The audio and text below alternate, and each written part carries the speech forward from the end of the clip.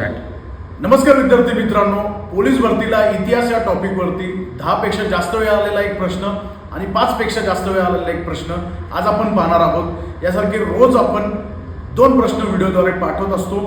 यासारखे व्हिडिओ पाहण्यासाठी आपल्या इंस्टाग्राम पेजला फॉलो करा आणि यूट्यूब चॅनल सबस्क्राईब करा. चला तर पाहूया हे 2 प्रश्न कुठले आहेत. पहिला प्रश्न बघा.